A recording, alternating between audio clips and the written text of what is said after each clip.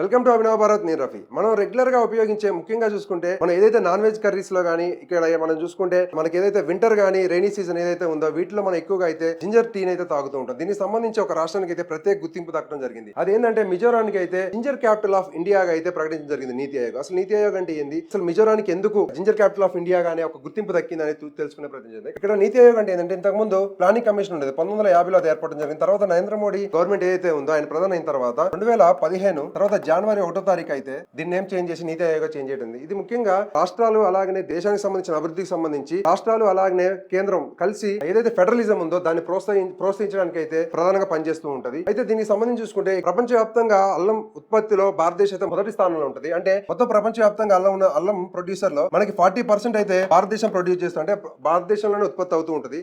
ఎక్కువగా చూసుకుంటే మధ్యప్రదేశ్ ఏదైతుందో మధ్యప్రదేశ్ లో అల్లం అయితే ఎక్కువగా పండిస్తూ ఉంటారు. అయితే కానీ మిజోరానికి ఎందుకు ప్రత్యేక గుర్తింపు దక్కింది, నీతి ఆయోగ్ ఎందుకు ఇచ్చింది అంటే ఇక్కడ నీతి ఆయోగ్ అనేది ఎందుకు ఇంపార్టెంట్ అంటే నీతి ఆయోగ్ వచ్చేసి అయితే ఇక్కడ నీతి ఆయోగ్ చూసుకుంటే నీతి ఆయోగ్ కి అధ్యక్షుడిగా ఉండేది ఎవరంటే నరేంద్ర మోడీ అధ్యక్షుడిగా ఉంటాడు. పిఎం ఎవరైతే ఉంటారో ప్రైమ్ మినిస్టర్ అధ్యక్షుడిగా ఉంటాడు. అయితే మిజోరానికి ఎందుకు దక్కిందంటే మిజోరంలో పండే అల్లానికి ప్రత్యేకమైన ఏమంటారు ఘాటు, అలాగనే ప్రత్యేకంగా అంటే క్వాలిటీ, ఎక్కువ క్వాలిటీ, హై క్వాలిటీ అల్లం అయితే అక్కడ ప్రొడ్యూస్ అవుతూ ఉంటుంది, అంటే అక్కడ ఉత్పత్తి అవుతూ ఉంటుంది.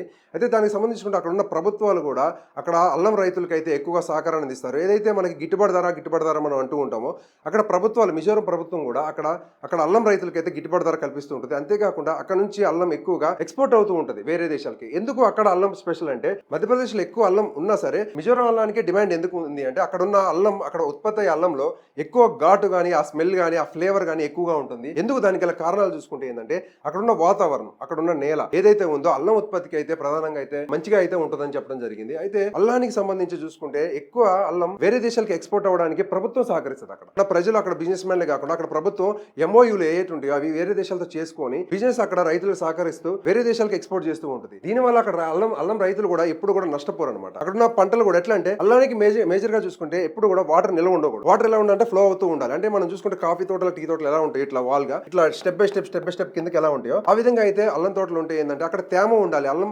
పండించడానికి ముఖ్యంగా చూసుకుంటే అల్లం పంటకి అక్కడ తేమ ఉండాలి, కానీ నేలలో అక్కడ వాటర్ అయితే నిల్వ ఉండకూడదు, నీళ్ళైతే నిల్వ ఉండకూడదు. కాబట్టి ఈ అన్నిటికీ ఏదైతే అనుకూల పరిస్థితులు ఉంటాయో అల్లం పండించడానికి అవన్నీ పరిస్థితులు కూడా అక్కడ మిజోరం స్టేట్ లో అయితే ఉండటం వల్ల అక్కడ ఉన్న అల్లానికి అయితే స్పెషల్ గుర్తింపు అయితే దక్కింది. మధ్యప్రదేశ్ లో ఎక్కువ ఉత్పత్తి అయినా సరే అక్కడ మిజోరానికి అయితే జింజర్ క్యాపిటల్ ఆఫ్ ఇండియాకి అయితే గుర్తింపు పొందడం జరిగింది, నీతి ఆయోగ్ అయితే ప్రకటించడం జరిగింది. అయితే అక్కడ నుంచి ఎక్స్పోర్ట్ అవడం వల్ల ఎక్కువ డబ్బులు అయితే అక్కడ రైతులు అయితే అందుకుంటున్నారు. అంటే ప్రతి రాష్ట్రంలో కూడా ఏ పంటకైతే అనుకూలంగా ఉంటుందో ఆ ప్రభుత్వాలు ఏదైతే మిజోరం ప్రభుత్వం అక్కడ ఉన్న రైతులకి అల్లం ఉత్పత్తి చేయడం కోసం వేరే దేశాలతో ఎంఓయూలు చేసుకొని అక్కడికి బిజినెస్ అక్కడికి ఎక్స్పోర్ట్ చేయడం ద్వారా అక్కడ ఎట్లా గిట్టుబాటు ధర అయితే అందిస్తుందో మిజోరం ప్రభుత్వం, అదే విధంగా ప్రతి రాష్ట్రంలో కూడా ఏదో ఒక పంటకు అనుకూలమైన వాతావరణం అయితే ఉండటం జరుగుతుంది. అయితే ప్రతి రాష్ట్రం కూడా మిజోరం స్టేట్ ఎలా అయితే సపోర్ట్ చేస్తుందో రైతులకి, ప్రతి రాష్ట్రం కూడా గిట్టుబాటు ధర ప్రకటించి అక్కడ ఉన్న ఏ రాష్ట్రాలకు ఆ రాష్ట్రాలకు సంబంధించి ఏ పంటలు అయితే ప్రత్యేకంగా అక్కడ పండుతాయో, ఏ పంటలకి అక్కడ అనుకూలమైన వాతావరణం ఉంటుందో ఆ ప్రత్యేకమైన వాతావరణంలో పండిన పంటలకు డిమాండ్ ఎక్కువ ఉంటుంది. కాబట్టి అక్కడ రైతులను కూడా ఆ విధంగా ప్రోత్సహించి ప్రభుత్వాలు ఇట్లా మిజోరం స్టేట్ ను ఒక ఉదాహరణగా తీసుకుని అయితే